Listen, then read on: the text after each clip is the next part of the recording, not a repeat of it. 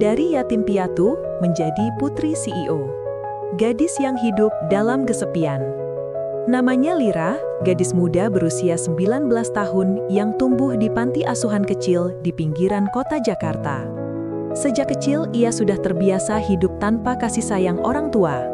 Setiap malam ia memandangi langit dari jendela kamarnya, berharap ada seseorang yang akan datang menjemputnya, mengatakan bahwa dirinya dicintai.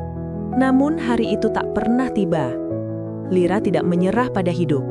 Ia rajin membantu ibu pengurus panti, mengurus adik-adik kecil, memasak, mencuci, bahkan bekerja paruh waktu di toko bunga.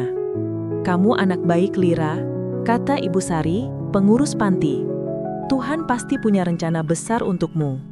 Suatu sore, hujan turun deras ketika Lira melihat seorang pria tua jatuh di depan toko tempatnya bekerja. Tanpa berpikir panjang, ia berlari keluar dan menolongnya. Ia melindungi pria itu dengan payungnya, menggandengnya hingga ke mobil, lalu menunggu sampai sopir pria itu datang.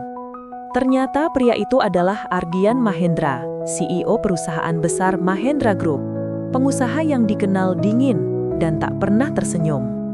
Ardian menatap Lira penuh rasa ingin tahu. "Kenapa kau menolong orang asing tanpa ragu?" tanyanya. Lira menjawab dengan polos, "Karena saya tahu rasanya tak punya siapa-siapa. Saya hanya ingin orang lain tidak merasakannya." Kata-kata itu menusuk hati Ardian. Ia sudah lama kehilangan putrinya dalam kecelakaan bertahun lalu. Tatapan mata Lira yang tulus seakan mengingatkannya pada gadis kecilnya dulu. Sejak hari itu, Ardian tidak bisa melupakan Lira. Ia menyuruh asistennya mencari tahu tentang gadis itu. Saat tahu Lira yatim piatu dan hidup sederhana, hatinya luluh. Untuk pertama kalinya, Ardian ingin melakukan sesuatu bukan karena bisnis, melainkan karena rasa iba yang aneh, atau mungkin kerinduan yang lama terkubur. Hari berikutnya, mobil hitam mewah berhenti di depan panti asuhan. Ardian turun, berdiri di depan gerbang, menatap Lira yang kebingungan. "Lira," katanya lembut, "bolehkah aku menjadikanmu anakku?" Lira tertegun, dunia seolah berhenti berputar. Dunia baru yang membingungkan.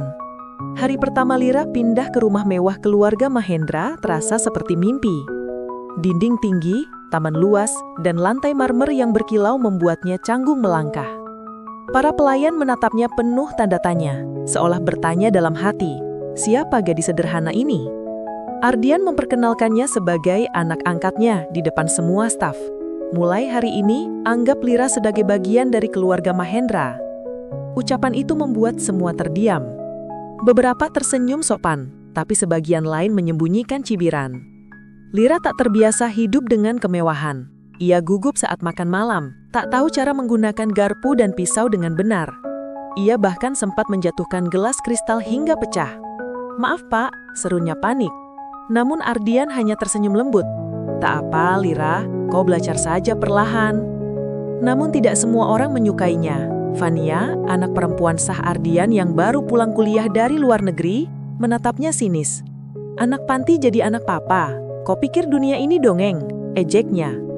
Lira menunduk, tak membalas. Ia tahu dirinya bukan siapa-siapa. Tapi dalam hati, ia berjanji tak akan mengecewakan pria yang sudah mempercayainya. Malam itu Lira menangis diam-diam di kamarnya. Ia rindu panti, rindu kesederhanaan. Namun ia juga tahu kesempatan seperti ini tak akan datang dua kali. Ia harus kuat, harus menunjukkan bahwa kebaikan tidak kalah dengan darah dan status. Sementara itu Ardian memperhatikan dari jauh. Ia merasa damai untuk pertama kalinya setelah bertahun-tahun. Dalam diri Lira ia menemukan bayangan putrinya yang hilang. Tapi ia tak tahu, keputusan ini akan mengguncangkan keluarganya dan membuka luka lama yang belum sembuh. Kebencian dan ujian pertama. Hari demi hari berlalu, dan Lira berusaha menyesuaikan diri dengan dunia baru. Ia belajar tata krama, cara berpakaian, dan berbicara dengan sopan seperti kalangan elit. Ardian bahkan menyekolahkannya di universitas ternama, membuat banyak orang terkejut. "Anak angkat CEO di universitas elit, ini menarik," bisik orang-orang. Namun di balik senyum, banyak yang iri, termasuk Fania. Ia merasa posisinya di hati sang ayah tergantikan. "Papa bahkan tak pernah secere itu padaku," keluhnya pada sahabatnya Riko. Dia cuma anak panti, Van. Cepat atau lambat, dia akan buat kesalahan. Tunggu saja. Suatu hari, Lira tak sengaja mendengar percakapan dua pelayan yang dihasut oleh Vania. Katanya Lira cuma mau harta Pak Ardian. Ucapan itu membuat hatinya hancur. Ia ingin pergi, tapi teringat janji pada Ardian. Aku ingin kau anggap ini rumahmu. Tak ingin menambah masalah, Lira diam dan terus berbuat baik. Ia membantu para pelayan, mengurus taman, bahkan mengantar makanan ke panti asuhan setiap minggu dengan uang sakunya sendiri. Ardian semakin kagum. Kamu punya hati yang tak banyak dimiliki orang kaya, Lira, katanya suatu malam. Namun ucapan itu justru semakin membakar amarah Vania. Ia merencanakan sesuatu yang akan mempermalukan Lira di penuh semua orang. Pada pesta ulang tahun perusahaan, Vania menyebar rumor bahwa Lira mencuri kalung mahal ibunya. Semua tamu memandang Lira dengan curiga. Lira gemetar, menatap Ardian yang terdiam. Saya tidak mencuri, Pak, suaranya bergetar. Ardian menatap tajam pada semua orang, lalu berkata tenang. Aku percaya padamu. Kalimat itu menyelamatkannya, namun juga menyalakan api baru di hati Vania. Kebenaran yang terungkap. Beberapa hari setelah insiden pesta, Lira memutuskan mencari tahu siapa pelaku sebenarnya. Ia menemukan rekaman CCTV dari rumah menunjukkan seseorang memasukkan kalung ke dalam tasnya. Namun wajah orang itu kabur. Ia tak ingin menuduh dengan tanpa bukti. Tapi ketika ia menunjukkan rekaman itu pada Ardian, Vania meledak. Kau menuduh aku, anak yatim? Tidak, Kak, aku hanya... Cukup, bentak Vania sambil mendorongnya. Lira hampir terjatuh jika bukan karena Ardian menahannya. Namun tak lama, asisten rumah tangga datang membawa bukti tambahan. Dalam video lain yang lebih jelas, terlihat Vania sendiri yang memasukkan kalung ke dalam tas Lira. Semua terkejut. Vania terdiam, wajahnya memucat. Aku hanya ingin papa sadar dia bukan siapa-siapa. Ardian menatap anak kandungnya dengan kecewa mendalam. Aku kecewa, Vania.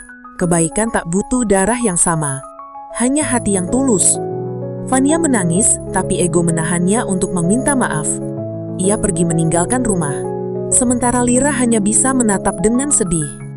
Aku tak ingin membuat keluarga ini hancur, Pak. Mungkin aku harus pergi. Namun Ardian menggenggam tangannya. Kau sudah jadi bagian dari keluarga ini. Jangan biarkan kebencian merampas apa yang sudah tulus. Kata-kata itu meneteskan air mata Lira. Untuk pertama kalinya, ia benar-benar merasa dicintai tanpa syarat.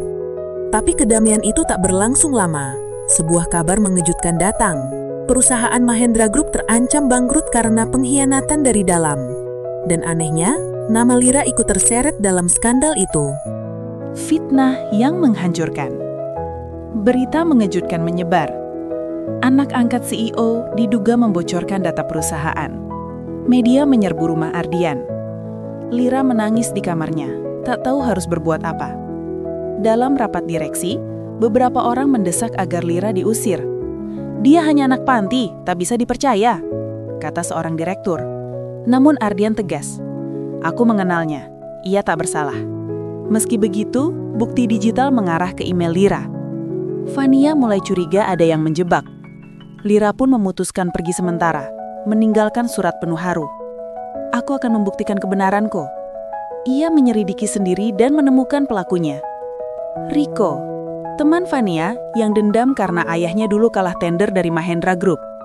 Ketika Lira menemuinya, Riko malah mengurungnya di gudang dan berniat membakarnya. Api membesar, asap memenuhi udara. Lira tersungkur ramah sampai seseorang datang menendang pintu. Ardian. Ia menerjang api demi menyelamatkan putrinya. Pengorbanan seorang ayah. Ardian menarik Lira keluar dari gudang yang terbakar, menutupi tubuh gadis itu dengan jasnya. Api membubung tinggi saat mereka tersungkur di luar. "Kenapa Bapak datang?"